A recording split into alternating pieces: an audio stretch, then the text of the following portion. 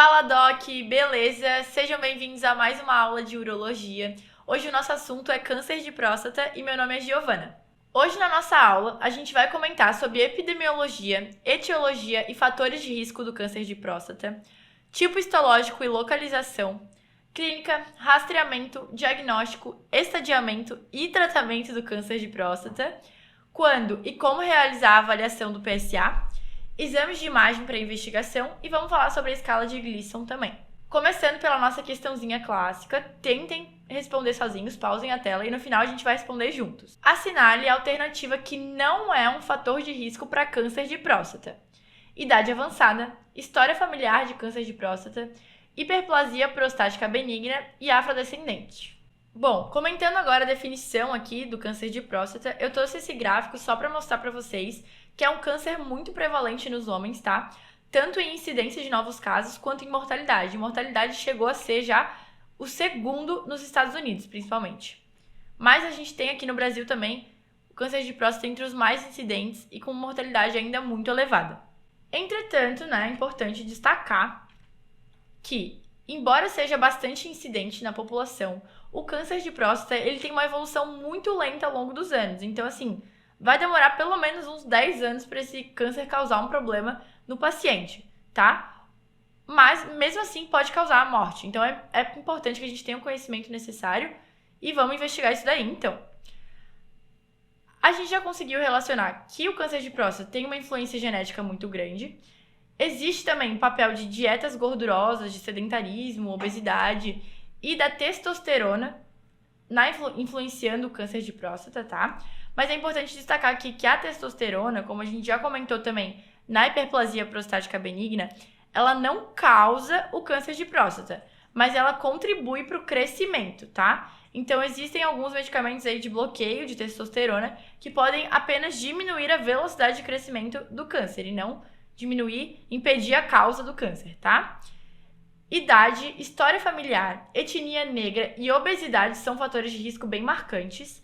E é muito importante destacar aqui que o tamanho da próstata, ou seja, a hiperplasia prostática benigna, não altera o risco do câncer de próstata, tá? Uma coisa não tem nada a ver com a outra, tá? HPB é HPB e câncer de próstata é câncer de próstata. Então aqui a gente pode ver lesões neoplásicas e aqui a HPB causando o estreitamento da uretra prostática, São coisas completamente diferentes, não quer dizer que o paciente que tem HPB vai ter câncer, uma coisa não leva a outra. Importante citar também que é um câncer da terceira idade, ou seja, 3/4 das pessoas que vão ter câncer de próstata já têm aí mais de 65 anos, tá? São idosos. Quando a gente fala de histologia, cerca de 95% dos casos de câncer de próstata são adenocarcinomas. E aí, diferente aqui da HPB, que a gente estava comentando na outra aula, 70% dos casos de câncer são na zona periférica, que é essa região aqui, mais inferior e posterior da próstata. E é por isso que com o toque retal, que seria aqui nessa região, a gente consegue chegar na zona periférica e sentir se tiver algum nódulo mais periférico aqui, certo? Então, o toque retal seria realmente para investigar mais câncer de próstata e não tanto para investigar HPB, que seria na zona de transição. Importante destacar que as metástases linfáticas são as primeiras que ocorrem no câncer de próstata e também as metástases ósseas são bem marcantes. A clínica do câncer de próstata é mais complicada porque ela é geralmente assintomática. Quando ela for dar sintomas, ela já vai estar bem avançada, tá? Mas esse paciente, ele como é frequente nos idosos, mais de 65 anos, é bem provável que esse paciente já tenha algum sintoma de HPB associado. Então, quando fizer a investigação ali da HPB, vai acabar realizando a investigação do câncer de próstata também, beleza? Mas a princípio é assintomático. Quando for surgir sintomas, podem ser sintomas urinários por obstrução, a depender de qual região da zona periférica está esse câncer, e dor óssea em casos avançados, por conta de metástase mesmo. E aí a gente entra em um tema muito polêmico, que seria o rastreamento, do câncer de próstata com o PSA. O que a gente precisa entender para conseguir sacar essa polêmica que tem do rastreamento do PSA. Primeiro de tudo que o PSA, ele não é câncer específico, tá? Ele é inespecífico e existem diversas causas que aumentam o PSA. Eu vou citar alguns exemplos para vocês. Envelhecimento, tá? O PSA aumenta com a idade normalmente. Hiperplasia prostática benigna também aumenta PSA. Infecções do aparelho urinário. Procedimentos médicos, então só o fato do médico fazer uma biópsia ali ou algo do tipo vai aumentar o PSA. Prostatites e ejaculação também aumenta o PSA. Então é realmente muito inespecífico, não é porque o PSA deu elevado que esse paciente tem câncer de próstata, beleza? O que a gente precisa entender? Que no câncer de próstata, a elevação do PSA vai ser lenta e progressiva, tá? E quando ela for muito rápida, tipo, o paciente fez há um mês atrás, estava bem baixo, e agora nesse mês deu muito alto, provavelmente esse paciente não tem câncer, ele tem uma prostatite, que seria uma inflamação ali mais aguda, que vai aumentar o PSA. Beleza? Então, os valores normais de PSA são de 0 a 4 nanogramas por ml. E quando esses valores de PSA vêm maior do que 10, aí existe indicação de biópsia, tá? Para investigar o câncer de próstata. E quando tiver entre 4 e 10, que são os valores normais, né? 4, menor do que 4, né? E até o 10, que daí indicaria a biópsia, a gente vai ter que discutir se a gente precisa ou não realizar a biópsia. E a gente tem outras ferramentas para investigar, né? Essa necessidade de biópsia que a gente vai comentar em seguida. Mas, em resumo, como o PSA é um exame muito inespecífico, pode causar muito falso positivo, né? Causar iatrogenia nos pacientes. Se decidiu ali pela Sociedade Brasileira de Urologia e consensos mundiais que em pacientes sem fator de risco entre 55 e 69 anos, você precisa discutir todos os riscos e benefícios da coleta do PSA. Tem que explicar para ele que pode ser que seja feita uma biópsia e dê falso positivo e ele realize cirurgia de prostatectomia, o que dá muito efeito colateral, afeta muito a vida do paciente. Tem que explicar tudo para ele e pode ser que ele nem tenha tido um câncer, sabe? Que seja um falso positivo mesmo. Tem que explicar para o paciente e ele que vai decidir se ele quer ou não rastrear com PSA. Não tem uma indicação formal. De 55 ou 69, rastreia. Não. Você tem que explicar para o paciente e discutir com ele. Mas, por outro lado, se o paciente for, por exemplo, da etnia negra, ou se ele tiver história familiar muito forte de câncer de próstata e tiver entre 45 e 75 anos, né, e ser de grupo de risco, aí você tem indicação sim de fazer PSA, ok? Outras ferramentas que a gente pode utilizar, além do PSA ali puro, para ver a necessidade de biópsia. A densidade do PSA, né? Quanto maior a densidade, maior a probabilidade de existir um tumor maligno. Vamos lá, por quê? A densidade do PSA é calculada pelo valor do PSA dividido pelo peso da próstata. A gente sabe, né, que na hiperplasia prostática benigna aumenta muito o peso da próstata, ela pode chegar a mais de 80 gramas. E no câncer não, no câncer são nódulos pequenos ali. Então, se a gente fizer essa densidade e o valor do peso for muito alto, né, o valor da densidade vai dar muito baixo. Então, se definiu que quando for menor do que 0,12, esse aumento de PSA, ele é mais indicativo de HPB e não tanto de câncer de próstata. Mas, se der maior do que 0,12, aí a gente já vai pensar mais em realizar biópsia, porque é indicativo do câncer. Outro exame que pode ser realizado é a velocidade do PSA, tá? Como assim? A gente acabou de ver, né, que a evolução do PSA pode indicar várias coisas, mas quando a gente está falando de câncer, essa evolução vai ser mais lenta e progressiva. Então, você pode pegar esse paciente e acompanhar ele, se ele for de baixo risco e tudo mais, e pedir o PSA, por exemplo, 1 ano depois, de novo, repetir esse exame de PSA. E aí, quando esse valor aumentar 0,75 nanogramas por ml por ano, ou aumentar 20% ao ano, aí você vai ter realmente uma indicação de biópsia transretal, porque pode ser que seja um câncer de próstata, tá? É um aumento, assim, não muito grande, mas a gente considera risco e realiza a biópsia transretal. Porque pode ser que nesse ano agora, por algum motivo, o PSA deu alto, por alguma das outras causas que a gente comentou, e ano que vem não deu o mesmo valor, ou dê até mais baixo. Então, se aumentar 0,75 ou 20%, daí você realiza a biópsia transretal. Outro exame que pode ser realizado é o PSA livre. Por quê? Porque no câncer de próstata, o PSA ele tende a se ligar mais às células da próstata e a gente tem menos PSA livre do que na hiperplasia prostática benigna. Beleza? Então, fazendo a relação do PSA livre pelo total, se der menor do que 18%, a gente considera um risco maior de câncer. E se essa relação PSA livre por total der maior do que 18%, a gente considera mais chance de HPB. Mas lembrando que essas análises mais específicas de velocidade PSA, PSA livre, densidade, a gente só deve fazer quando a gente está em dúvida de realizar a biópsia, tá? Se a gente não tem essa dúvida, não precisa ficar pedindo tanto exame. E aí, só para lembrar aqui, né? Então, se o PSA vier menor do que 2,5, o risco é muito baixo de ser câncer. Entre 2,5 a 4 é um risco mais baixo, né? Mas não tanto. Valores entre 4 e 10, a gente já começa a suspeitar mais de câncer. E maiores do que 10, aí a gente suspeita muito de câncer de próstata. E faz uma biópsia transretal. Outro exame que a gente pode realizar em caso de dúvida de indicação de biópsia é o ultrassom transretal, a depender do que você tem disponível ali no seu serviço. E o que a gente vai encontrar no ultrassom transretal do câncer de próstata? Aqui a gente tem a imagem de uma próstata normal, né? Aqui a zona periférica sem nada.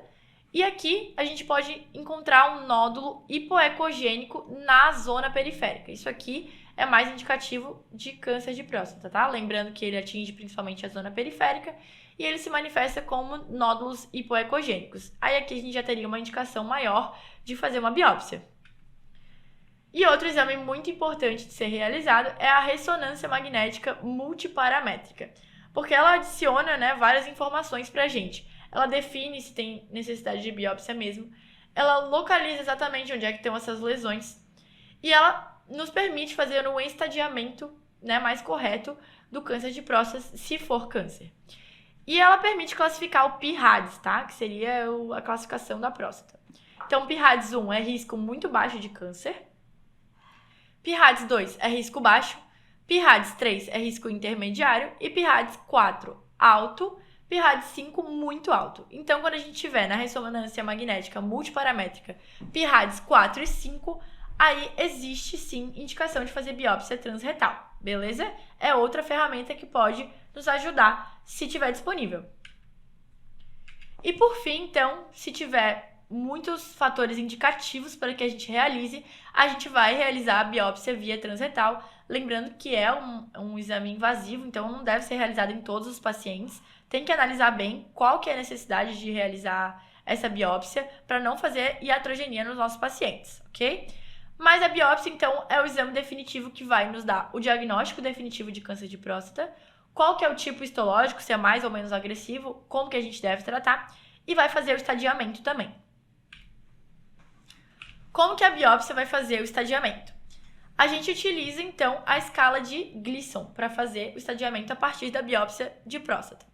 Como que funciona, né? A gente vai pegar ali a amostra e vai analisar qual que é o padrão dominante e qual que é o padrão secundário dentro dessa amostra. Então, a gente tem a classificação de Gleason, que vai de 1 a 5, sendo 1, essa região que a gente pegou na biópsia está bem diferenciada, está glandular, parece quase que uma próstata normal. E 5 seria uma região totalmente indiferenciada, que a gente não consegue nem ver aonde que estão as glândulas, tá? Então, 5 seria pior do que o 1. Então, a gente vê qual que é o padrão dominante nessa próstata e dá um score de 1 a 5. Da mesma forma, a gente vê qual que é o padrão secundário e dá um score de 1 a 5. E aí, depois, a gente vai somar os números desses dois padrões. E aí, a gente classifica. Então, se eu tiver um padrão dominante de classificação 3 e um padrão secundário de classificação 4, eu vou somar. 3 mais 4 dá 7. Então, ficou com Gleason 7. Lembrando que se esse Gleason der baixo, der menor do que 6, a gente já nem considera que é câncer de próstata, tá? Para também evitar a iatrogenia nesse paciente. Se der um Gleason muito baixo, a gente não considera que seja um câncer, já descarta o diagnóstico. Lembrando que, às vezes, eu posso ter um padrão dominante 4 e um padrão secundário 3, ou eu posso ter um padrão predominante 3 e um padrão secundário 4. As duas coisas vão dar a soma 7. Então, eu tenho que analisar também qual que é o padrão predominante. Se o padrão predominante vier com números maiores, esse prognóstico vai ser um pouquinho pior, né? Porque o padrão pior está acometendo a maior parte da próstata, tá? Então é importante ter essa relação também de não é só a soma que conta, a gente tem que ver qual que é o padrão predominante e qual que é o secundário. E o estadiamento, por fim, eu trouxe aqui para vocês, né? Mas não vem ao caso a gente ficar decorando. Mas ele é feito principalmente aí com os exames de tomografia computadorizada, ressonância magnética, cintilografia óssea, para ver se tem metástase, para ver se já cometeu linfonodo. E aqui nessa imagem a gente pode ter mais ou menos uma noção, né? Padrão T1, T2, T3 e T4 do câncer de próstata. E o tratamento, a princípio, é cirurgia prostatectomia radical. Vai tirar a próstata, vai tirar linfonodo se tiver acometido, vai tirar metástase, beleza?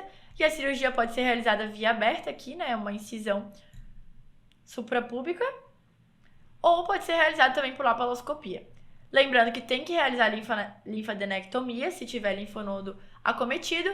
Pode-se realizar rádio, químio e hormonioterapia também, porque a gente conversou sobre a testosterona e a influência da testosterona no câncer de próstata lá no início da aula. Mas também existe a opção de tratamento expectante, que seria aquele watchful waiting. Seria você só observar o paciente, mas assim, observar de perto, né? Acompanhando ele realmente. Quando que a gente vai usar isso? Quando os tumores, pela classificação lá da biópsia, são pouco agressivos, quando a gente consegue realizar um controle com PSA e ressonância magnética, o PSA com valor baixo, ali menor do que 10, um tumor não palpável, quando o Gleason, né, for menor ou igual a 3, não a soma, né, mas a classificação do padrão, quando a escala de Gleason daí for menor ou igual a 6, mas esse paciente já tem que ter realizado pelo menos 2 biópsias de próstata para a gente constatar realmente que esse tumor não é agressivo, beleza? E quando a densidade do PSA é menor do que 0,1. Essas são as indicações que a gente pode utilizar no tratamento expectante.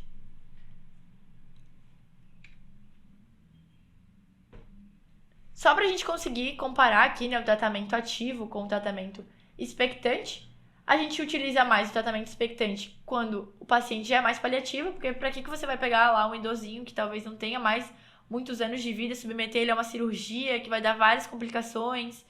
Não precisa, né? A gente pode fazer um acompanhamento mais paliativo. Enquanto que o tratamento ativo já busca a cura. Aí aqui, o tratamento de o watchful wait, né? Depende do paciente, o paciente específico. Não tem uma definição, né, do que a gente vai ficar pedindo para esse paciente, depende de cada paciente. Quando a expectativa de vida desse paciente é menor do que 10 anos, então não vale a pena ficar submetendo ele a um monte de procedimento. E ele visa, né, minimizar ali a toxicidade para esse paciente, visa uma qualidade de vida nesses últimos anos de vida dele. E enfim, por que a gente precisa também pensar nesse tratamento expectante, né? Porque o tratamento do câncer de próstata, que é cirúrgico, ele é um tratamento bem agressivo, tá? E traz diversas complicações, como por exemplo, incontinência urinária, impotência sexual, estenose de uretra e de colo vesical e a cistite actínica, que seria uma inflamação da bexiga que dá bastante sintoma no paciente, tá? Então aqui, ó, como a gente pode ver nessa imagem, alterações no orgasmo, diminuição da libido, incontinência urinária, disfunção erétil, estenose da uretra, infertilidade. Então é por isso que a gente realmente precisa avaliar bem, tanto se a gente vai rastrear o paciente, porque pode ser que venha resultado elevado, pode ser que dê falso positivo e ele seja submetido a tudo isso e não seja câncer. Pode ser que o câncer dele seja bem pouco agressivo, então você vai fazer uma cirurgia no paciente, sendo que daqui a 5, 10 anos o câncer vai estar igual, vai estar ali paradinho. Não, tem que avaliar bem antes de submeter esses pacientes à cirurgia, tá? Então o câncer de próstata, ele é um tema bem complexo, mas que a gente precisa ter esse conhecimento e essa noção de que não é bem assim, não é porque eu dei um PSA elevado que a gente tem que já colocar esse paciente no campo cirúrgico. Não é assim, tá? Essa é a principal mensagem que a gente tem que levar hoje da aula. Então, bora responder essa questãozinha juntos. Qual a zona da próstata que mais ocorre o câncer de próstata? A gente viu que é a zona periférica, que seria essa região aqui mais inferior e posterior da próstata. Lembrando que HPB acomete a zona de transição. Resposta da nossa questãozinha do início. Qual dos fatores que não é fator de risco para câncer de próstata? vamos relembrar que a hiperplasia prostática benigna não é fator de risco para CA de próstata. Não tem nada a ver, não é porque o paciente tem hiperplasia que ele vai ter câncer, tá? Uma coisa não tem relação com a outra. Então vamos lá revisar flashcards para fixar bem esse conteúdo, Doc. Qual a principal manifestação clínica do câncer de próstata? A maior parte é assintomática. Quando vier sintomas urinários, quando vier sintomas de dor óssea ou metástase óssea, é porque o quadro já está bastante avançado. O principal tipo histológico do câncer de próstata é o adenocarcinoma.